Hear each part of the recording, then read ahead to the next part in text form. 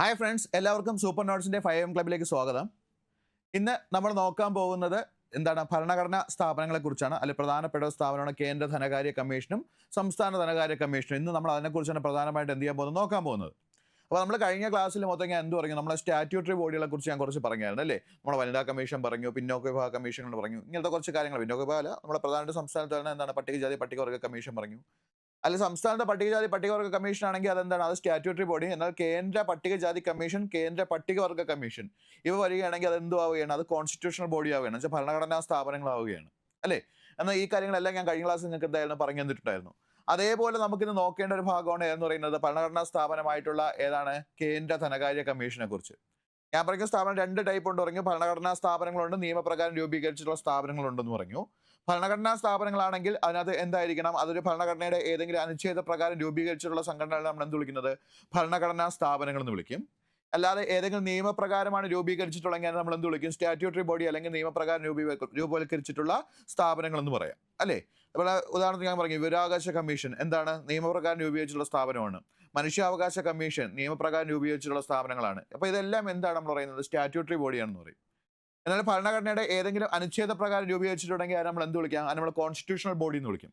Example ഞാൻ ഇപ്പോൾ പറഞ്ഞ ഏതാണ്, ധനകാര്യ കമ്മീഷൻ ഉണ്ട്, PSC ഉണ്ട്, ഇലക്ഷൻ കമ്മീഷൻ ഉണ്ട്. ഇവയെല്ലാം എന്താണ്, ഇതെല്ലാം കോൺസ്റ്റിറ്റ്യൂഷണൽ ബോഡി അഥവാ നമ്മൾ എന്ത് വിളിക്കാം, ഭരണഘടനാ സ്ഥാപനങ്ങൾ എന്ന് വിളിക്കാം. കോൺസ്റ്റിറ്റ്യൂഷണൽ ബോഡി അല്ലെങ്കിൽ ഭരണഘടനാ സ്ഥാപനങ്ങൾ എന്ന് വിളിക്കാം. അപ്പോൾ അതിൽ നമ്മൾ ആദ്യം നോക്കാൻ പോകുന്നത് ഏതിനെക്കുറിച്ചാണ്, കേന്ദ്ര ധനകാര്യ കമ്മീഷനെ കുറിച്ചാണ് നോക്കാൻ പോകുന്നത്. ഓക്കെ ആണല്ലോ. ഭരണഘടനാ സ്ഥാപനങ്ങൾ ആദ്യം നോക്കാൻ പോകുന്നത് ഏതാണ്, കേന്ദ്ര ധനകാര്യ കമ്മീഷനെ കുറിച്ചാണ് നോക്കാൻ പോകുന്നത്. അതിനുശേഷം നമുക്ക് ആരെ നോക്കാം, സംസ്ഥാന ധനകാര്യ കമ്മീഷനെ കുറിച്ച് നോക്കാം. അപ്പോൾ ഞാൻ പറഞ്ഞു ഇതൊരു എന്താണ്, ഒരു കോൺസ്റ്റിറ്റ്യൂഷണൽ ബോഡിയാണെന്ന് പറഞ്ഞു അല്ലേ. കേന്ദ്ര ധനകാര്യ കമ്മീഷൻ എന്താണ്, ഇതൊരു ഭരണഘടനാ സ്ഥാപനമാണെന്ന് പറഞ്ഞു. അപ്പോൾ ഭരണഘടനാ സ്ഥാപനം ആയതുകൊണ്ട് തന്നെ ഇതിനകത്ത് എന്ത് ചെയ്യണം, നമ്മുടെ ഭരണഘടനയിലെ ഏതെങ്കിലും അനുച്ഛേദത്തിനെ കുറിച്ച് എന്ത് ചെയ്തിരിക്കണം, പ്രതിപാദിച്ചിരിക്കണം. അങ്ങനെ പ്രതിപാദിക്കുന്നുണ്ട്. ആ അനുച്ഛേദം ചോദിച്ചാൽ അത് 280 ആണ്.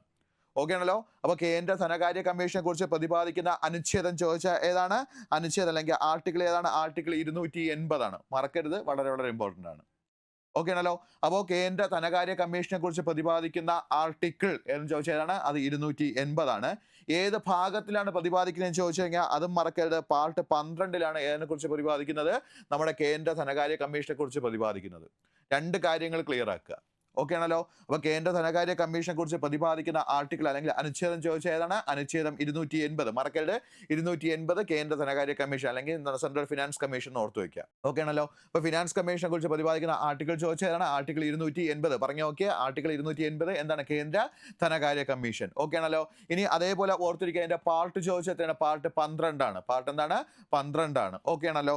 ഇനി ആലോചിക്കുക, ധനകാര്യ കമ്മീഷൻ എന്ന് പറയുന്നത് ഓർത്ത് വെച്ചോണം. ധനകാര്യ കമ്മീഷൻ എന്ന് പറയുന്നത് എന്താണ്, ഇതൊരു കോസി ജുഡീഷ്യൽ ബോഡിയാണ്. വളരെ വളരെ ഇമ്പോർട്ടൻ്റ് ആണ്. ധനകാര്യ കമ്മീഷൻ എന്ന് പറഞ്ഞാൽ എന്താണ്, ഇതൊരു കോസി ജുഡീഷ്യൽ ബോഡിയാണ് അല്ലെങ്കിൽ അർത്ഥ ജുഡീഷ്യൽ സ്ഥാപനമാണെന്ന് പറയാം. എന്താണ്, അർത്ഥ ജുഡീഷ്യൽ സ്ഥാപനമാണെന്ന് പറയാം. ഓക്കെ ആണല്ലോ. ഇപ്പോൾ ജുഡീഷ്യൽ പവറുള്ള സ്ഥാപനങ്ങളുണ്ട്, ജുഡീഷ്യൽ പവർ ഇല്ലാത്ത സ്ഥാപനം. ഇപ്പോൾ ജഡ്ജിമാരൊക്കെ ഇരിക്കണമെങ്കിൽ അത് ഫുള്ളി ജുഡീഷ്യൽ പവറുള്ള സ്ഥാപനങ്ങളായിരിക്കും. മനുഷ്യാവകാശ കമ്മീഷനൊക്കെ ജുഡീഷ്യൽ പവറുള്ള സ്ഥാപനങ്ങളാണ്. എന്നാൽ കേന്ദ്ര ധനകാര്യ കമ്മീഷന് എന്തില്ല, ഫുള്ളി ജുഡീഷ്യൽ പവർ ഇല്ല. അതുകൊണ്ടാണ് നമ്മൾ അതിന് എന്ത് വിളിക്കാൻ കാരണം, കോസി ജുഡീഷ്യൽ പവർ എന്ന് വിളിക്കാൻ കാരണം. ഓക്കെ ആണല്ലോ. അപ്പം ധനകാര്യ കമ്മീഷൻ എന്ന് പറയുന്നത് എന്താണ്, കോസി ജുഡീഷ്യൽ സ്ഥാപനമാണ്. മറക്കരുത്, വളരെ വളരെ ഇമ്പോർട്ടൻ്റ് ആണ്. നമുക്കറിയാം മനുഷ്യാവകാശ കമ്മീഷൻ എന്താണ്, സിവിൽ കോടതിയുടെ എന്താണ് അധികാര പരിധി ഉണ്ടെന്നൊക്കെ പറയാറുണ്ട് അല്ലേ. സിവിൽ കോടതിയുടെ അധികാര പരിധിയുണ്ട്.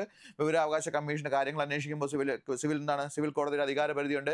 ഇങ്ങനെയൊക്കെ പറയുമ്പോൾ അത് ഫുള്ളി ജുഡീഷ്യൽ പവർ വരികയാണ്. എന്നാൽ ഇവിടെ നമ്മൾ എന്ത് ചെയ്യില്ല, ഇവിടെ ഫുള്ളി ജുഡീഷ്യൽ പവർ വരുന്നില്ല. അതുകൊണ്ട് തന്നെ നമ്മൾ എന്താ വിളിക്കുന്നത്, കോസി ജുഡീഷ്യൽ ബോഡി എന്ന് വിളിക്കുക അല്ലെങ്കിൽ അർത്ഥ ജുഡീഷ്യൽ സ്ഥാപനങ്ങൾ എന്ന് വിളിക്കും. ഏതിനെയാണ് നമ്മുടെ കേന്ദ്ര ധനകാര്യ കമ്മീഷൻ നമുക്ക് എന്ത് വിളിക്കാം, അർത്ഥ ജുഡീഷ്യൽ സ്ഥാപനങ്ങൾ നമുക്ക് എന്ത് ചെയ്യാം, വിളിക്കാവുന്നതാണ്. അതും കൂടെ ഒന്ന് ഓർത്ത് വയ്ക്കുക. ഓക്കെ ആണല്ലോ.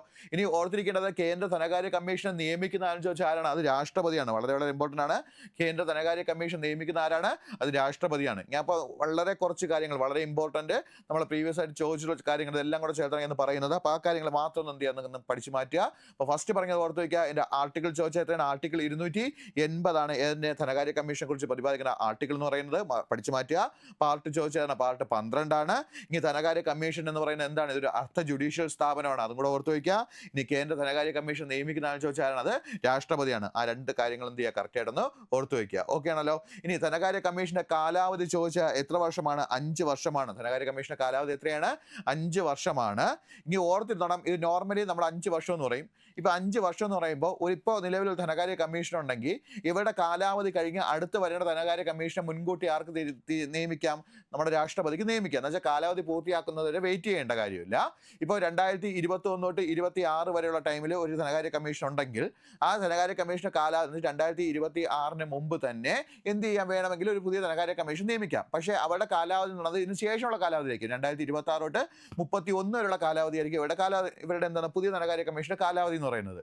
അതിനുള്ള കാരണം ഞാൻ പറഞ്ഞുതരാം. അങ്ങോട്ടും ഞാൻ ഡീറ്റെയിൽ ആയിട്ട് ഞാൻ പറഞ്ഞുതരാം എന്താണ് ഇങ്ങനെ പറയാനുള്ള കാരണം. കാരണം ഈ കാലാവധി പൂർത്തിയാക്കുന്നതിന് മുമ്പ് തന്നെ രാഷ്ട്രപതിക്ക് എന്ത് ചെയ്യാം? പുതിയ ധനകാര്യ കമ്മീഷൻ എന്ത് ചെയ്യാം? നിയമിക്കാം. പക്ഷേ അവരുടെ കാലാവധി കണക്കാക്കുന്നത് എന്തായിരിക്കും? അതിന് ശേഷമുള്ള ടൈം പീരീഡ് ആയിരിക്കും എടുക്കുന്നത്. ആ ഡീറ്റെയിൽസ് ഞാൻ എന്ത് ചെയ്യാന്ന് പറഞ്ഞുതരാണ്. എന്ന് വെച്ചാൽ അടുത്ത സ്ലൈഡിൽ തന്നെ ഞാൻ പറഞ്ഞുതരാം. അപ്പോൾ അവിടെ നോക്കേണ്ട പോയിന്റ്, കമ്മീഷനിലെ കമ്മീഷന്റെ കാലാവധി ചോദിച്ചാൽ എത്ര വർഷമാണ്? 5 വർഷമാണ്. അത് മറക്കരുത്, വളരെ ഇമ്പോർട്ടൻ്റ് ആണ്. ഇനി കമ്മീഷനിലെ അംഗങ്ങളുടെ എണ്ണം ചോദിച്ചാൽ എത്രയാണ്? അത് 5 ആണ്. കമ്മീഷൻ അംഗങ്ങളുടെ എണ്ണം എത്രയാണ്? 5 ആണ്. 1+4 എന്ന് വെച്ചാൽ ഒരു ചെയർമാനും 4 അംഗങ്ങളും. ഒരു ചെയർമാനും 4 അംഗങ്ങളും കൂടെ ചേർന്നാണ് ഏതെന്ന് പറയുന്നത്? കേന്ദ്ര ധനകാര്യ കമ്മീഷൻ എന്ന് പറയുന്നത്. അപ്പോൾ കേന്ദ്ര ധനകാര്യ കമ്മീഷന്റെ അംഗങ്ങളുടെ എണ്ണം ചോദിച്ചാൽ എത്രയാണ്? 5 ആണ്. 1+4. ഓക്കെ ആണല്ലോ. ഇനി ധനകാര്യ കമ്മീഷന്റെ അംഗങ്ങളുടെ യോഗ്യതയും തിരഞ്ഞെടുപ്പ് രീതിയും നിശ്ചയിക്കുന്ന ആരും ചോദിച്ചാൽ ആരാണ്? അത് പാർലമെന്റാണ് നിശ്ചയിക്കുന്നത്.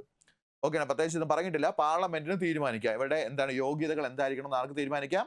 പാർലമെന്റിന് തീരുമാനിക്കാം എന്നാണ് പറഞ്ഞിട്ടുള്ളത്. അപ്പോൾ ധനകാര്യ കമ്മീഷൻ അംഗങ്ങളുടെ യോഗ്യതയും തിരഞ്ഞെടുപ്പ് രീതിയും തീരുമാനിക്കുന്ന ആരാണ്? അത് പാർലമെന്റ് ആണ്. അതും കൂടെ ഒന്ന് ഓർത്തു വയ്ക്കുക.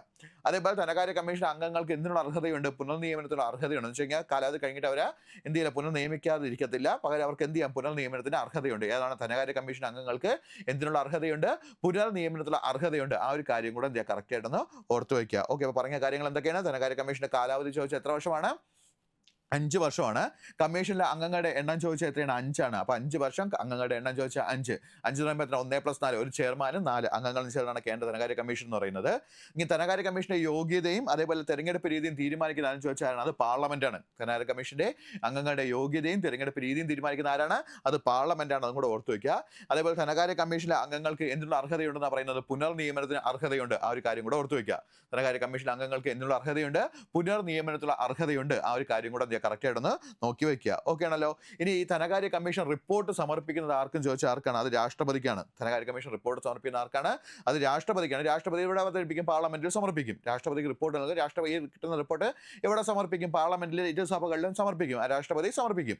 പക്ഷേ ഇവിടെ ശ്രദ്ധിക്കേണ്ട കേസ്, ഈ ധനകാര്യ കമ്മീഷൻ നൽകുന്ന റിപ്പോർട്ടുകൾ എന്നുള്ള നിർദ്ദേശങ്ങൾ, റിപ്പോർട്ടിലുള്ള നിർദ്ദേശങ്ങൾ എന്നുണ്ടെങ്കിൽ എന്താണ്? അവിടെ ഉപദേശ രൂപത്തിലായിരിക്കും നൽകുന്നത്. ശ്രദ്ധിച്ചു വേണം. ബാക്കിയുള്ളത് പോലെയല്ല.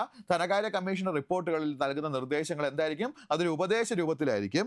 ഇത് കേന്ദ്ര സർക്കാർ പാലിക്കണമെന്ന് എന്തില്ല? നിർബന്ധമില്ല. എന്നുവെച്ചാൽ ഒരു ഉപദേശം പോലെ കുറച്ച് കാര്യങ്ങൾ പറയും. അത് കേൾക്കണമെന്ന് അല്ല പാർലമെന്റ് അല്ലെങ്കിൽ എന്താണ് നമ്മുടെ പാർലമെന്റ് എന്ത് ചെയ്യണം? ഇത് സ്വീകരിക്കണമെന്നില്ല. കേന്ദ്ര സർക്കാർ ഇത് സ്വീകരിക്കണം. പാർലമെന്റ് അല്ല, കേന്ദ്ര സർക്കാർ സ്വീകരിക്കണമെന്ന് എന്തില്ല? ഒരു നിർബന്ധവും ഇല്ല. അതാണ് ഇതിന്റെ പ്രത്യേകത എന്ന് പറയുന്നത്. അപ്പോൾ കേന്ദ്ര ധനകാര്യ കമ്മീഷൻ നൽകുന്ന റിപ്പോർട്ട് ആർക്കാണ് നൽകുകയെന്ന് ചോദിച്ചാൽ രാഷ്ട്രപതിയാണ്. രാഷ്ട്രപതി എവിടെ അവതരിപ്പിക്കും? പാർലമെന്റ് ഇരുസഭകളിലും ഏൽപ്പിക്കും. പക്ഷേ ഇത് പറയുന്ന ഒരു കാര്യം ഓർക്കുക, നിർദ്ദേശങ്ങൾ നൽകുന്നതെന്ന് പറഞ്ഞാൽ എന്താണ്? ഒരു ഉപദേശ രൂപത്തിലായിരിക്കും ഇതിന്റെ നിർദ്ദേശങ്ങൾ നൽകുന്നത്. കേന്ദ്ര ധനകാര്യ കമ്മീഷന്റെ നിർദ്ദേശങ്ങളെല്ലാം എന്തായിരിക്കും? ഒരു ഉപദേശ രൂപത്തിലായിരിക്കും. ഈ ഉപദേശങ്ങൾ ആർക്ക് സ്വീകരിക്കണം നിർബന്ധമില്ല. കേന്ദ്ര മന്ത്രിസഭയ്ക്ക് അല്ലെങ്കിൽ കേന്ദ്രത്തിന് സ്വീകരിക്കണമെന്ന് എന്തില്ല, അല്ലെങ്കിൽ കേന്ദ്ര സർക്കാരിന് സ്വീകരിക്കണമെന്ന് എന്തില്ല? നിർബന്ധമില്ല. ഓക്കെ. എന്ന് വെച്ചാൽ പാലിക്കണമെന്ന് എന്തില്ല? നിർബന്ധമില്ല. ആ ഒരു കാര്യം കൂടെ എന്ത് ചെയ്യുക? ഓർത്ത് വയ്ക്കുക. ഇനി ധനകാര്യ കമ്മീഷന്റെ ആസ്ഥാനം ചോദിച്ചാൽ അത് ഏതാണ്? ജവഹർ വ്യാപാർ ഭവൻ, ന്യൂഡൽഹിയാണ്. ധനകാര്യ കമ്മീഷന്റെ ആസ്ഥാനം ചോദിച്ചാൽ എവിടെയാണ്? അത് ജവഹർ വ്യാപാർ ഭവൻ, ന്യൂഡൽഹിയാണ്. അതും കൂടെ ഓർത്തു വയ്ക്കുക. അപ്പോൾ ധനകാര്യ കമ്മീഷൻ റിപ്പോർട്ട് സമർപ്പിക്കുന്ന ആർക്കാണ്? അത് രാഷ്ട്രപതിക്കാണ്. അതേപോലെ ഓർത്തു വയ്ക്കുക, ഈ റിപ്പോർട്ടിൽ തരുന്ന നിർദ്ദേശങ്ങളെല്ലാം എന്തായിരിക്കും? ഉപദേശ രൂപത്തിലായിരിക്കും. ഇത് പാലിക്കണമെന്ന് എന്തില്ല? നിർബന്ധമില്ല. ആ ഒരു കാര്യം കൂടെ ആലോചിക്കുക. ഇനി ജവഹർ വ്യാപാർ ഭവന്റെ ആസ്ഥാനം ചോദിച്ചാൽ എവിടെയാണ്? അത് ന്യൂഡൽഹിയാണ്. ജവഹർ വ്യാപാർ ഭവന്റെ ആസ്ഥാനം ചോദിച്ചാൽ എവിടെയാണ്? അത് ന്യൂഡൽഹിയാണ്. അതും കൂടെ ഓർത്തു വയ്ക്കുക. ഓക്കെ ആണല്ലോ. ഇനി ഈ നമ്മുടെ ഓർത്തിരിക്കേണ്ടത് കേന്ദ്ര ധനകാര്യ കമ്മീഷന്റെ ചുമതലകളാണ് ഈ പറയുന്നത്. കേന്ദ്ര ധനകാര്യ കമ്മീഷന്റെ ചുമതലകളാണ് പറയുന്നത്. കറക്റ്റ് ആയിട്ട് ഓർത്ത് വയ്ക്കുക. കേന്ദ്ര ധനകാര്യ കമ്മീഷൻ എന്താണ്? ചുമതലകളാണ് ഇനി പറയാൻ പോകുന്നത്. ഓക്കെ ആണല്ലോ. ചുമതലയായിട്ട് പറയുന്നത് എന്തൊക്കെയാണ്? ഓർത്ത് വയ്ക്കുക. പ്രധാനപ്പെട്ട പോയിന്റാണ്. സ്റ്റേറ്റ്മെന്റ് അടക്കം ചോദിക്കാൻ ചാൻസ് ഉള്ളതാണ്. ഒന്നാമത്തേന്ന് പറഞ്ഞാൽ കേന്ദ്ര സംസ്ഥാനങ്ങൾക്കിടയിലുള്ള നികുതി വിതരണം നിയന്ത്രിക്കൽ. കേന്ദ്രം സംസ്ഥാനങ്ങൾക്കിടയിൽ എന്താണ്? നികുതി വിതരണം നിയന്ത്രിക്കൽ. ഇത് ആരുടെ ജോലിയാണ്? നമ്മുടെ കേന്ദ്ര ധനകാര്യ കമ്മീഷന്റെ ചുമതലയാണ്. അപ്പോൾ എന്താണ്? കേന്ദ്ര സംസ്ഥാനങ്ങൾക്കിടയിലുള്ള നികുതി വിതരണം എന്ത് ചെയ്യണം? നിയന്ത്രിക്കലാണ്. അപ്പോൾ ഇതുമായി ബന്ധപ്പെട്ട് നമ്മുടെ ഒരു ചോദ്യം ചോദിച്ചിട്ടുണ്ടായിരുന്നു. ഈ ഗാഡ്ഗിൽ ഫോർമുല എന്തുമായി ബന്ധപ്പെട്ടതാണ്? ഓക്കെ, എന്താണ് ചോദ്യം? എന്താണ്? ഗാഡ്ഗിൽ ഫോർമുല എന്തുമായി ബന്ധപ്പെട്ടതാണ്? ആർക്കെങ്കിലും അറിയാമോ? ഒന്ന് ആലോചിച്ച് നോക്കിയേ. ഗാഡ്ഗിൽ ഫോർമുല എന്തുമായി ബന്ധപ്പെട്ടതാണ്? ഓക്കെ, ഗാഡ്ഗിൽ ഫോർമുല എന്തുമായി ബന്ധപ്പെട്ടാണെന്ന് ആലോചിച്ച് നോക്കുക. ഗാഡ്ഗിൽ ഫോർമുല ഓർക്കുക. ഗാഡ്ഗിൽ ഫോർമുല എന്ന് പറയുന്നത് കേന്ദ്രവും സംസ്ഥാനങ്ങൾക്കും ഇടയിലുള്ള നികുതി വിഹിതവുമായി ബന്ധപ്പെട്ട ഒരു കൺസെപ്റ്റാണ് ഏത് പേരിൽ അറിയപ്പെടുന്നത്? ഗാഡ്ഗിൽ ഫോർമുല എന്ന പേരിൽ അറിയപ്പെടുന്നത്. ഓക്കെ ആണല്ലോ, അത് കറക്റ്റായിട്ട് ഓർത്ത് വെച്ചോ. അപ്പോൾ എന്താണ് ഗാഡ്ഗിൽ ഫോർമുല എന്ന് ചോദിച്ചു കഴിഞ്ഞാൽ ഓർത്തിരിക്കുക, എന്താണ് ഗാഡ്ഗിൽ ഫോർമുല എന്ന് ചോദിച്ചു കഴിഞ്ഞാൽ മറക്കരുത്. ഗാഡ്ഗിൽ ഫോർമുല എന്താണെന്ന് ചോദിച്ചു കഴിഞ്ഞാൽ എന്താണ്? കേന്ദ്രവും സംസ്ഥാനങ്ങളും തമ്മിലുള്ള എന്താണ് നികുതി വിഹിതവുമായി ബന്ധപ്പെട്ടിട്ടുള്ള ഫോർമുല, കൺസെപ്റ്റിനെ നമ്മൾ എന്ത് വിളിക്കുന്നത്? ഗാഡ്ഗിൽ ഫോർമുല എന്ന് വിളിക്കുന്നത്. കേന്ദ്രവും സംസ്ഥാനവും തമ്മിലുള്ള നികുതി വിഹിതവുമായി ബന്ധപ്പെട്ട ഫോർമുലയാണ് നമ്മൾ ഏത് പേരിൽ അറിയപ്പെടുന്നത്? ഗാഡ്ഗിൽ ഫോർമുല എന്ന പേരിൽ അറിയപ്പെടുന്നത്. വളരെ വളരെ ഇമ്പോർട്ടൻ്റ് ആണ്, ഓർത്ത് വയ്ക്കുക. അപ്പോൾ ആ ഒരു കാര്യം കൂടെ എന്ത് ചെയ്യുക, കറക്റ്റായിട്ട് ഓർത്തിക്കണം. അപ്പം കേന്ദ്ര സംസ്ഥാനങ്ങൾക്കുള്ള നികുതി വിതരണം നിയന്ത്രിക്കൽ ആരുടെ ചുമതലയാണ്? അത് നമ്മുടെ ധനകാര്യ കമ്മീഷന്റെ ചുമതലയാണ്. അതേപോലെ കേന്ദ്രം സംസ്ഥാനങ്ങൾക്ക്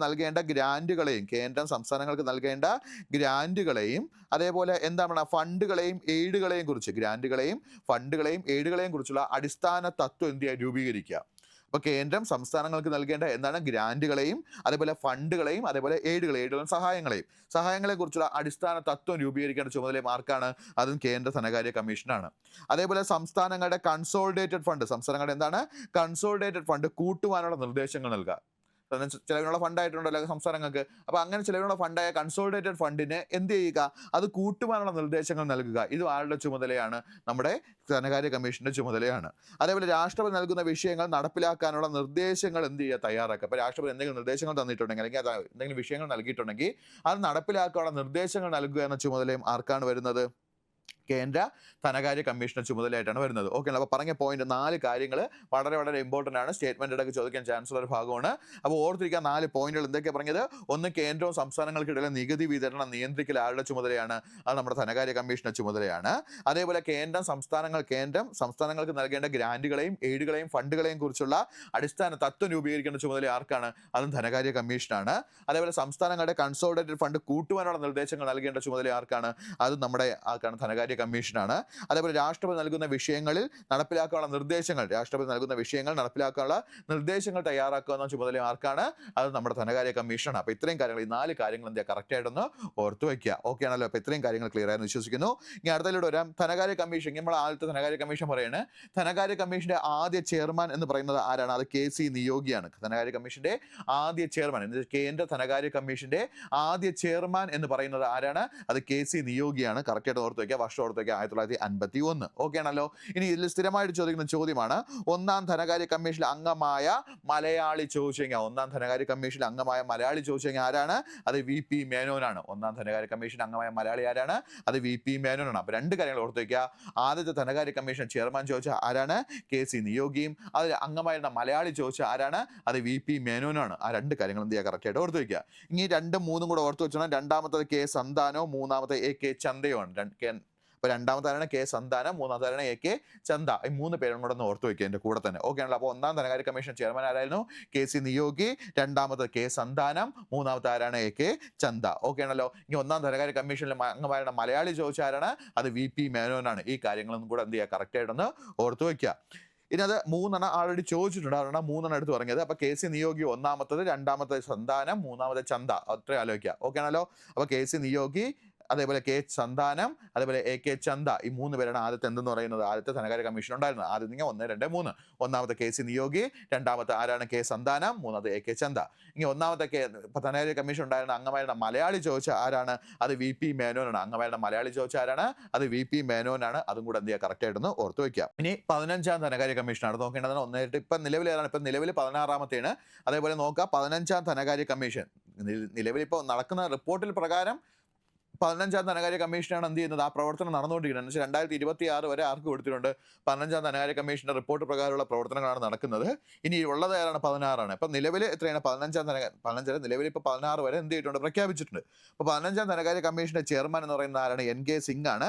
ഇത് നോക്കണം, 2017 എന്ത് ചെയ്തത്? NK സിംഗിനെ നിയമിച്ചിട്ടുള്ളത്. 2017 ആര് നിയമിച്ചു? NK സിംഗിനെ 15ാം ധനകാര്യ കമ്മീഷനെ ചെയർമാനായിട്ട് എന്ത് ചെയ്തു? നിയമിച്ചു. ഇതാണ് ഞാൻ പറഞ്ഞത്, ശ്രദ്ധിച്ചോളാം. 2017 ഇവരെ നിയമിച്ചു. ഇവർക്ക് കൊടുത്തേക്കുന്ന വർഷമാണ് 2020 തൊട്ട് 25 വരെയുള്ള ടൈമാണ് ഇവർക്ക് എന്ത് ചെയ്യുന്നത് ഇവരുടെ കാലാവധിയായിട്ട് പറയുന്നത്. പക്ഷേ ആ കോവിഡിൻ്റെയൊക്കെ സമയമായതുകൊണ്ട് തന്നെ ഒരു വർഷം കൂടെ എക്സ്ട്രാ നീട്ടിയിട്ട് 2026 വരെയുള്ള കാലാവധിയാണ് ആർക്ക് കൊടുത്തേക്കുന്നത്, NK സിംഗിന്റെ എന്താണ് ധനകാര്യ കമ്മീഷൻ റിപ്പോർട്ട് പ്രകാരമാണ് എന്ത് ചെയ്യുന്നത് പ്രവർത്തിക്കുന്നത്. അതാണ് ഇപ്പോൾ ഇവർക്ക് എന്താണ് ഇവർ പറയുന്ന ജോലി ഇവർ ചെയ്യേണ്ട ജോലി എന്ന് 5 വർഷത്തെ ഇനി വരുന്ന 5 വർഷത്തേക്ക് ഇവർക്ക് തന്നെ ടൈം പീരീഡിലേക്ക് ഈ കേന്ദ്രവും സംസ്ഥാനങ്ങളും തമ്മിലുള്ള നികുതി വിഹിതങ്ങൾ, അപ്പോൾ ഇവരുടെ കാര്യങ്ങളെല്ലാം എന്ന് വെച്ചാൽ ഇവരുടെ ഫണ്ടുകൾ കൂട്ടുവാൻ വേണ്ടിയുള്ള കാര്യങ്ങളെല്ലാം തീരുമാനിക്കുന്ന ആരാണ്, അല്ലെങ്കിൽ ആ നിർദ്ദേശങ്ങളെല്ലാം നൽകുന്ന ആരാണ്, അത് നമ്മുടെ ധനകാര്യ കമ്മീഷനാണ്. അപ്പോൾ 2020 തൊട്ട് 26 വരെയുള്ള കാര്യങ്ങൾ ഇപ്പം ഇവിടെ 25 തീരേണ്ടതാണ്, പക്ഷേ 26 വരെ എന്ത് ചെയ്തു നീട്ടിക്കൊടുത്തു. അപ്പോൾ 2020 മുതൽ 26 വരെയുള്ള ടൈം പീരീഡ്, ആ ടൈം പീരീഡിലുള്ള എല്ലാ കാര്യങ്ങളും ഈ എന്താണ് ഫിനാൻസുമായി ബന്ധപ്പെട്ട അല്ലെങ്കിൽ നികുതി വിഹിതവുമായി ബന്ധപ്പെട്ടുള്ള എല്ലാ കാര്യങ്ങളുടെയും നിർദ്ദേശങ്ങൾ നൽകുന്നത് ആരാണ്, ഈ NK സിംഗ് ആണ്. അപ്പോൾ അതിന് വേണ്ടിയുള്ള നിർദ്ദേശങ്ങൾ ഇവരെന്ത് ചെയ്യും 2017 തയ്യാറാക്കിയിട്ട് നൽകും. 2017 2020 തൊട്ട് 25 ടൈം പീരീഡിലുള്ള കാര്യങ്ങളെല്ലാം പറഞ്ഞിട്ട് നൽകും. എന്ന് വെച്ചാൽ ഇന്ന കാര്യങ്ങളൊക്കെ ചെയ്യണം, ഫണ്ടുകൾ ഇത്ര കൂട്ടണം, ഇത്ര വിഹിതങ്ങൾ കൊടുക്കണം, ഈ കാര്യങ്ങളെല്ലാം പറഞ്ഞിട്ട് റിപ്പോർട്ട് ആര് സമർപ്പിക്കും, കേന്ദ്രത്തിന് സമർപ്പിക്കും, രാഷ്ട്രപതിക്ക് സമർപ്പിക്കും, രാഷ്ട്രപതി ആൾക്ക് കേന്ദ്ര സർക്കാരിന് കൊടുക്കും. അങ്ങനെ ആലോചിക്കുക. അപ്പോൾ ഈ റിപ്പോർട്ടും പ്രകാരമുള്ള പ്രവർത്തനങ്ങളാണ് ഇതോട്ട് 2020 തൊട്ട് 25 വരെ നടത്തേണ്ടിയിരുന്നത്. ഇപ്പോൾ 25 ഇപ്പോൾ എത്രയായിട്ട് മാറ്റി 26 വരെ നീട്ടിക്കൊടുത്തു. പറഞ്ഞ പോയിന്റ് പിടിയിട്ടല്ലോ. അതാണ് പറയുന്നത് ഇപ്പോൾ 2020 തൊട്ട് 26 വരെ ആരുടെ റിപ്പോർട്ട് പ്രകാരമാണ് പ്രവർത്തിക്കുന്നത്, നമ്മുടെ ആരാണ് NK സിംഗിന്റെ റിപ്പോർട്ട് പ്രകാരമാണ് പ്രവർത്തിക്കുന്നത്. അപ്പോൾ NK സിംഗിന്റെ കാലാവധി തീരാൻ ഏത് വർഷം വരെയുണ്ട്, 2026 വരെയുണ്ട്. പക്ഷേ 2026 മുമ്പ് തന്നെ എന്ത് ചെയ്തു, ആ റിപ്പോർട്ട് കംപ്ലീറ്റ് ആവുന്നതിന് മുമ്പ് തന്നെ പുതിയ ധനകാര്യ കമ്മീഷൻ നിയമിക്കും. അവർ അടുത്ത ഇതിന് ശേഷമുള്ള 5 വർഷത്തെ കാര്യങ്ങൾ ആര് തീരുമാനിക്കും, ആ പുതിയ റിപ്പോർട്ട് പുതിയ കമ്മിറ്റി തീരുമാനിക്കും. ഇതാണ് അതിൻ്റെ പ്രത്യേകത എന്നുള്ളത്. അപ്പോൾ 2017 NK സിംഗിനെ നിയമിച്ചു.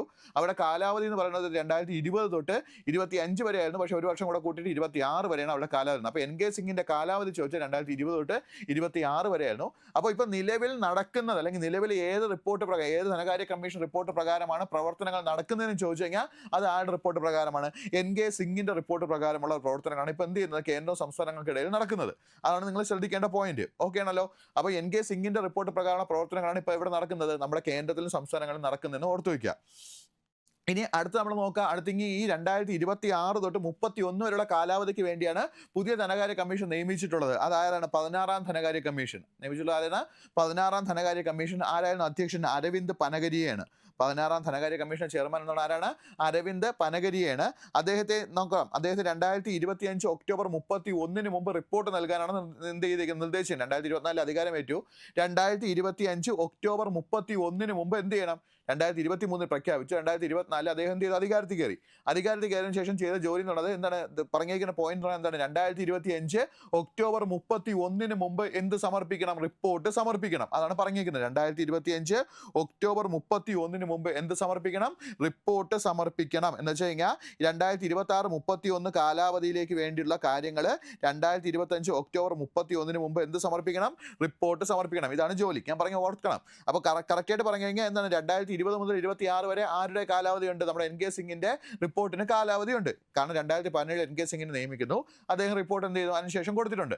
ആ റിപ്പോർട്ട് പ്രകാരം 2020 തൊട്ട് 26 വരെയുള്ള കാലാവധിയിൽ എന്ത് ചെയ്യുക, ആ റിപ്പോർട്ട് പ്രകാരമുള്ള പ്രവർത്തനങ്ങൾ നടക്കും.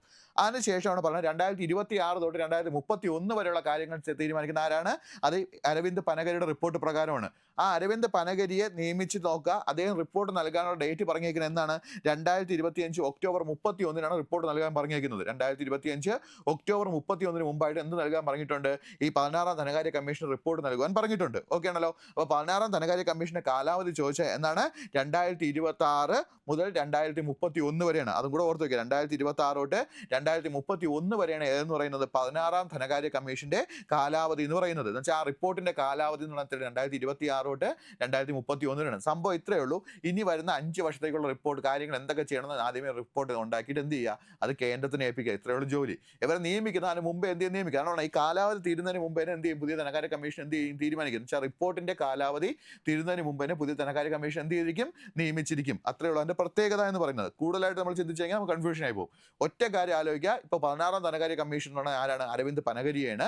അവർക്ക് റിപ്പോർട്ട് നൽകാൻ പറഞ്ഞ ഡേറ്റ് ചോദിച്ചേക്കാൻ 2025 ഒക്ടോബർ 31 മുമ്പാണ് എന്ത് നൽകേണ്ടത്, റിപ്പോർട്ട് നൽകേണ്ടത്. ആ ഒരു കാര്യം മാത്രം ഓർത്തു വയ്ക്കുക. ഇനി അവിടെ കാലാവധി ചോദിച്ചാൽ ഏതാണ്, 2026 തൊട്ട് 2031 വരെയാണ് ഏതെന്ന് പറയുന്നത് 16ാം ധനകാര്യ കമ്മീഷന്റെ കാലാവധി എന്ന് പറയുന്നത്. ആ ഒരു കാര്യം കൂടെ എന്ത് ചെയ്യുക, കറക്റ്റ് ആയിട്ടൊന്ന് ഓർത്തു വയ്ക്കുക.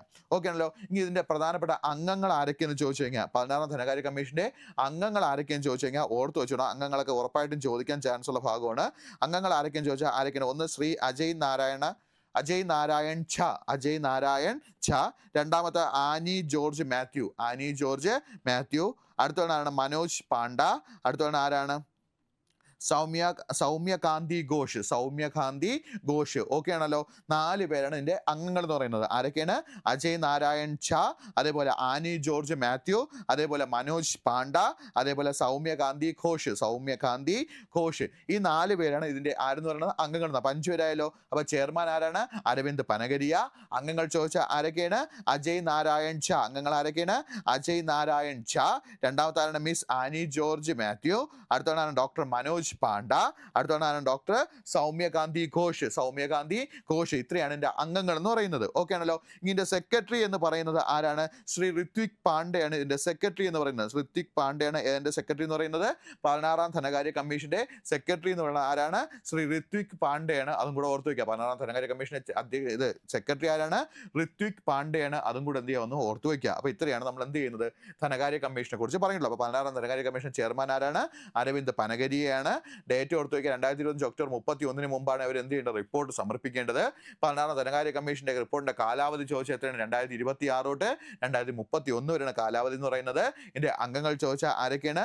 അജയ് നാരായൺ ഝായും, ആനി ജോർജ് മാത്യുവും, മനോജ് പാണ്ഡ, അതേപോലെ സൗമ്യകാന്തി ഘോഷ്. ഇത്രയാണ് ഇതിന്റെ എന്ന് പറയുന്നത് അംഗങ്ങൾ എന്ന് പറയുന്നത്. ഇതിന്റെ സെക്രട്ടറി എന്ന് പറയുന്നത് ആരാണ്? ശ്രീ ഋത്വിക് പാണ്ഡെയാണ്. ഇത്രയും കാര്യം എന്ത് ചെയ്യുക? കറക്റ്റ് ആയിട്ടൊന്ന് ഓർത്തു വയ്ക്കുക. ഓക്കെ ആണല്ലോ. അപ്പൊ ഇത്രയായപ്പോൾ നമ്മൾ എന്ത് കഴിഞ്ഞു? കേന്ദ്ര ധനകാര്യ കമ്മീഷൻ കഴിഞ്ഞു. ഇനി നമുക്ക് അടുത്ത് നോക്കേണ്ടത് എന്താണ്? സംസ്ഥാന ധനകാര്യ കമ്മീഷനാണ്. ജസ്റ്റ് കുറച്ചേ ഉള്ളൂ, വളരെ കുറച്ചേ ഉള്ളൂ. ഇത്ര നീട്ടി നമുക്ക് എന്ത് ചെയ്യേണ്ട? പഠിക്കേണ്ട കാര്യമില്ല. ഓക്കെ ആണല്ലോ. സംസ്ഥാന ധനകാര്യ കമ്മീഷൻ. ഓക്കെ, ഇതിന്റെ എല്ലാത്തിനും തിരിച്ചൊന്ന് ആലോചിക്കുക. ഇനി സംസ്ഥാന ഇപ്പൊ നമ്മളെ കേന്ദ്രത്തിന്റെ ജോലി നോക്കി എന്താണ്? കേന്ദ്രവും സംസ്ഥാനങ്ങളും തമ്മിലുള്ള നികുതി വീതം അങ്ങനത്തെ കാര്യങ്ങൾ അല്ലെങ്കിൽ ഫണ്ടുമായി ബന്ധപ്പെട്ടാണ് ഏതെന്ന് പറയുന്നത് കേന്ദ്ര ധനകാര്യ കമ്മീഷൻ ഉള്ളത്. ഇനി സംസ്ഥാന ധനകാര്യ കമ്മീഷൻ അപ്പൊ എങ്ങനെ വരുന്നത്? സംസ്ഥാനങ്ങളും തദ്ദേശ സ്വയംഭരണ സ്ഥാപനങ്ങളും തമ്മിലുള്ള നികുതി വീതം അല്ലെങ്കിൽ ഫണ്ടുമായി ബന്ധപ്പെട്ടതാണ് ഏതെന്ന് പറയുന്നത് സംസ്ഥാന ധനകാര്യ കമ്മീഷൻ എന്ന് പറയുന്നത്. ഓക്കെ ആണല്ലോ. ഇനി നോക്കണം, ത്രിതല പഞ്ചായത്തിന്റെ സാമ്പത്തിക സ്ഥിതി അവലോകനം ചെയ്യുന്നതിനായി ഓരോ 5 വർഷവും ഗവർണർ സംസ്ഥാന ധനകാര്യ കമ്മീഷനെ രൂപീകരിക്കുന്നു. അപ്പൊ എന്താ പറഞ്ഞത്? ത്രിതല പഞ്ചായത്തിന്റെ സാമ്പത്തിക സ്ഥിതി അവലോകനം ചെയ്യുന്നതിനായി ഓരോ 5 വർഷവും ഗവർണർ എന്ത് ചെയ്യുന്നു? സംസ്ഥാന ധനകാര്യ കമ്മീഷൻ എന്ത് ചെയ്യുന്നു? രൂപീകരിക്കുന്നു. അവിടെ വെച്ച് തന്നെ പഠിച്ചോളുക. സംസ്ഥാന ധനകാര്യ കമ്മീഷൻ രൂപീകരിക്കുന്ന ആരാണ്? ഗവർണറാണ്. ആ ഒരു കാര്യം കൂടെ എന്ത് ചെയ്യുക? കറക്റ്റ് ആയിട്ടൊന്ന് ഓർത്തു വയ്ക്കുക. ഇനി ഇതുമായി ബന്ധപ്പെട്ട സംസ്ഥാന ധനകാര്യ കമ്മീഷനെ പറ്റി പ്രതിപാദിക്കുന്ന ആർട്ടിക്കിൾ ചോദിച്ചാൽ 243 ഐയും 243 വൈയും ആണ്. അതൊന്ന് ഓർത്തു വെച്ചോണം. 243 ഐ 243 വൈ ആണ് എന്തെന്ന് പറയുന്നത് സംസ്ഥാന ധനകാര്യ കമ്മീഷനെ കുറിച്ച് പ്രതിപാദിക്കുന്ന ആർട്ടിക്കിൾ എന്ന് പറഞ്ഞാൽ 2 243 ഐ തൊട്ട് വൈ വരെ എന്നല്ല, 243 ഐ 243 വൈ. ഓക്കെ, ഈ 2 ആർട്ടിക്കിളാണ് ഏതെന്ന് പറയുന്നത് നമ്മുടെ സംസ്ഥാന ധനകാര്യ കമ്മീഷനെ കുറിച്ച് പ്രതിപാദിക്കുന്നത്. ആ ഒരു കാര്യം എന്ത് ചെയ്യുക? കറക്റ്റ് ആയിട്ട് ഓർത്ത് വയ്ക്കുക. അപ്പോൾ സംസ്ഥാന ധനകാര്യ കമ്മീഷനെ കുറിച്ച് പ്രതിപാദിക്കുന്ന ആർട്ടിക്കിൾ ചോദിച്ചാൽ ഏതാണ്? 243 ഐയും 243 വൈയും ആണെന്ന് ഓർത്ത് വയ്ക്കുക. ഇനി ധനകാര്യ കമ്മീഷൻ അംഗങ്ങളുടെ യോഗ്യതയും തെരഞ്ഞെടുപ്പ് രീതിയും തീരുമാനിക്കുന്ന ആരാണ്? അത് സംസ്ഥാന നിയമസഭയാണ്.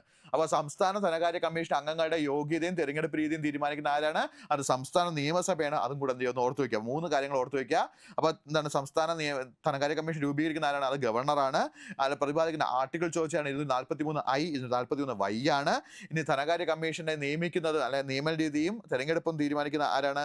അത് നമ്മുടെ സംസ്ഥാന നിയമസഭയാണ്. അതും കൂടെ എന്ത് ചെയ്യുക? കറക്റ്റ് ആയിട്ടൊന്ന് ഓർത്ത് വയ്ക്കുക. ഓക്കെ ആണല്ലോ. അപ്പോൾ ഇത്രയും കാര്യങ്ങൾ ക്ലിയർ ആണെന്ന് വിശ്വസിക്കുന്നു. ഇനി സംസ്ഥാന ധനകാര്യ കമ്മീഷനെ കാലാവധി ചോദിച്ചാൽ എത്ര വർഷമാണ്? 5 വർഷം തന്നെയാണ്. സംസ്ഥാന ധനകാര്യ കമ്മീഷനെ കാലാവധി ചോദിച്ചാൽ എത്ര വർഷം തന്നെയാണ്? 5 വർഷം തന്നെയാണ്. ഇനി സംസ്ഥാന ധനകാര്യ കമ്മീഷൻ റിപ്പോർട്ട് സമർപ്പിക്കുന്നത് ആർക്കാണ്? അത് ഗവർണർക്കാണ്. സംസ്ഥാന ധനകാര്യ കമ്മീഷൻ റിപ്പോർട്ട് സമർപ്പിക്കുന്ന ആർക്കാണ്? ഗവർണർക്കാണ്. നേരത്തെ പറഞ്ഞ അതേപോലെ രാഷ്ട്രപതി മാറ്റി ഗവർണർ എന്ന് ആലോചിച്ചാൽ മാത്രം മതി. ഇനി രാജ്യം സമർപ്പിക്കുന്നത് ആർക്കാണ്? ഗവർണർക്ക് തന്നെയാണ്. രാജ്യം സമർപ്പിക്കുന്ന ആർക്ക് തന്നെയാണ്? ഗവർണർക്ക് തന്നെയാണ്. കേന്ദ്രമാണെങ്കിൽ രാജ്യം സമർപ്പിക്കുന്ന ആർക്ക് തന്നെയാണ്? രാഷ്ട്രപതിക്ക് തന്നെയാണെന്നും കൂടെ ഓർത്ത് വയ്ക്കുക. അപ്പോൾ രാജ്യം സമർപ്പിക്കുന്ന ആർക്കാണ്? ഗവർണർക്കാണ്. ആ ഒരു കാര്യം കൂടെ ഓർത്ത് വയ്ക്കുക. ഇനി ഇവരുടെ ചുമതലകൾ നോക്കിക്കോണം. ചുമതലകൾ സ്റ്റേറ്റ്മെന്റ് ആയിട്ട് ഇവിടെയും ചോദിക്കാൻ ചാൻസ് ഉള്ള ഭാഗമാണ്. എന്താ പറയുന്നത്? സംസ്ഥാന ഗവൺമെന്റ് തദ്ദേശ സ്വയംഭരണ വകുപ്പുകൾക്കും ഇടയിലുള്ള വരുമാന വിതരണവുമായി ബന്ധപ്പെട്ട വിഷയങ്ങളിൽ നിർദ്ദേശം നൽകുക. അപ്പോൾ സംസ്ഥാനങ്ങളും തദ്ദേശ സ്വയംഭരണ വകുപ്പുകളും തമ്മിലുള്ള എന്താണ് ഇടയിലുള്ള വരുമാന വിതരണവുമായി ബന്ധപ്പെട്ട വിഷയങ്ങളിൽ എന്ത് നൽകുക? നിർദ്ദേശങ്ങൾ നൽകുക. അതേപോലെ പ്രാദേശിക ഗവൺമെൻറ്റുകൾക്ക് ഫണ്ട് അനുവദിക്കുന്ന ഒരു രാഷ്ട്രീയ വിഷയമല്ല എന്ന് ഉറപ്പുവരുത്തുക. വളരെ ഇമ്പോർട്ടൻ്റ് ആണ്. പ്രാദേശിക ഗവൺമെൻറ്റുകൾക്ക് ഫണ്ട് അനുവദിക്കുന്നത് ഒരു രാഷ്ട്രീയ വിഷയമല്ല എന്ന് എന്ത് ചെയ്യുക? ഉറപ്പുവരുത്തുക. ഓക്കെ ആണല്ലോ. ഇപ്പോൾ ഭരണകക്ഷിയുടെ ആൾ തന്നെയാണ് എന്താണ് പഞ്ചായത്തുകളും ഭരിക്കുന്നതെങ്കിൽ അവർക്ക് കൂടുതൽ ഫണ്ട് കൊടുക്കുക. എതിർകക്ഷിയുടെ ആൾ ഭരിക്കണമെങ്കിൽ കുറച്ച് ഫണ്ട് കൊടുക്കുക. അപ്പോൾ ഇങ്ങനെയുള്ള കാര്യങ്ങളെല്ലാം ഒഴിവാക്കാൻ വേണ്ടിയുള്ള നിർദ്ദേശങ്ങൾ നൽകുക. അപ്പോൾ പ്രാദേശിക ഗവൺമെൻറ്റുകൾക്ക് ഫണ്ട് അനുവദിക്കുന്നത് എന്തല്ല? ഒരു രാഷ്ട്രീയ വിഷയമല്ല എന്ന് എന്ത് ചെയ്യുക? ഉറപ്പുവരുത്തുക. അതേപോലെ സംസ്ഥാനങ്ങളും തദ്ദേശ സ്വയംഭരണ വകുപ്പുകളും തമ്മിൽ ഇടയിലുള്ള വരുമാന വിതരണവുമായി ബന്ധപ്പെട്ട വിഷയങ്ങൾ എന്ത് നൽകുക? നിർദ്ദേശങ്ങൾ നൽകുക. ഇതൊക്കെയാണ് ചുമതലകളെന്ന് തീർന്നിട്ടില്ല. അതേപോലെ തദ്ദേശ സ്വയംഭരണ വകുപ്പുകളുടെ ധനസ്ഥിതി വിലയിരുത്തുക. അപ്പോൾ തദ്ദേശ സ്വയംഭരണ വകുപ്പ് എന്ന് വെച്ചാൽ പഞ്ചായത്ത്, മുനിസിപ്പാലിറ്റികൾ, അതേപോലെ കോർപ്പറേഷൻ, ഇവയുടെ എന്താണ് ധനസ്ഥിതി എന്ത് ചെയ്യുക? വിലയിരുത്തുക. ഗ്രാമങ്ങളിലെയും നഗരങ്ങളിലും പ്രാദേശിക ഗവൺമെൻറ്റുകൾക്കിടയിലുള്ള വരുമാന വിതരണം എന്ത് ചെയ്യുക? അവലോകനം ചെയ്യുക. ഗ്രാമങ്ങളിലെയും നഗരങ്ങളിലെയും പ്രാദേശിക ഗവൺമെൻറ്റുകൾക്കിടയിലുള്ള വരുമാന വിതരണം എന്ത് ചെയ്യുക?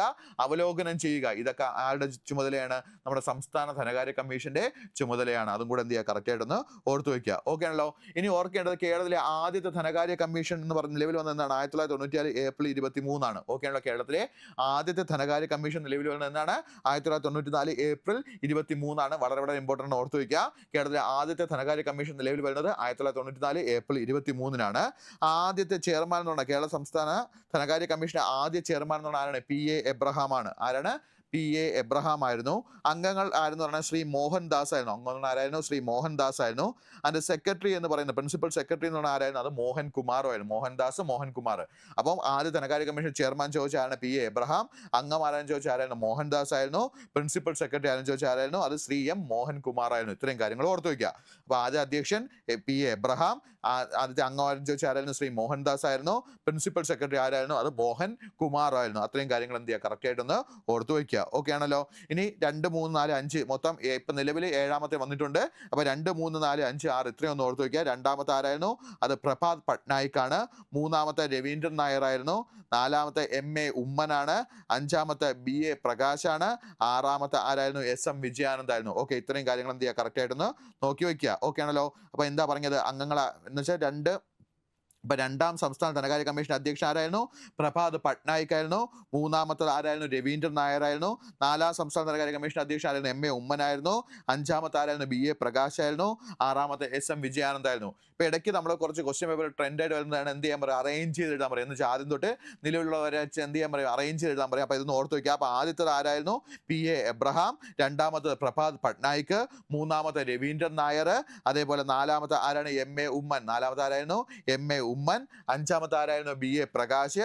6ാമത്തെ ആരായിരുന്നു? SM വിജയാനന്ദ്. ഇത്രയും കാര്യങ്ങൾ ഓർത്തു വയ്ക്കുക. അപ്പം 2 പ്രഭാത് നായിക്, 3 രവീന്ദ്രൻ നായർ, 4 MA ഉമ്മൻ, 5 BA പ്രകാശ്, 6ാമത്തെ ആരായിരുന്നു? SM വിജയാനന്ദ്. ഇത്രയും കാര്യങ്ങൾ എന്ത് ചെയ്യാമെന്ന് ഓർത്തു വയ്ക്കുക. ഓക്കെ ആണല്ലോ. ഇനി നമ്മളിപ്പോൾ നിലവിൽ വന്നിട്ടുള്ളത് ഏതാണ്? 7ാം കേരള സംസ്ഥാന ധനകാര്യ കമ്മീഷനാണ്. ഇനി വരുന്ന ടൈമിലേക്ക് നോക്കാം. കേന്ദ്രത്തിന് അതേ ടൈം പീരീഡ് തന്നെ ഇവിടെയും വരും. അപ്പോൾ ഓർക്കുക 7ാം സംസ്ഥാന ധനകാര്യ കമ്മീഷൻ. ഓക്കെ ആണല്ലോ. വളരെ ഇമ്പോർട്ടൻ്റ് ആണ്. ഓർത്ത് വയ്ക്കുക. ഇപ്പം നിലവിൽ വന്നതാണ് 7ാം സംസ്ഥാന ധനകാര്യ കമ്മീഷൻ എന്ന് പറയുന്നത്. അവിടെ ശ്രദ്ധിക്കേണ്ട കേസ്, ഓക്കെ അല്ലേ, ഇതിൻ്റെ ചെയർമാൻ എന്ന് പറയുന്നത് ആരാണ്? Doctor KN ഹരിലാലാണ്. ചെയർമാൻ എന്ന് പറയുന്നത് ആരായിരുന്നു?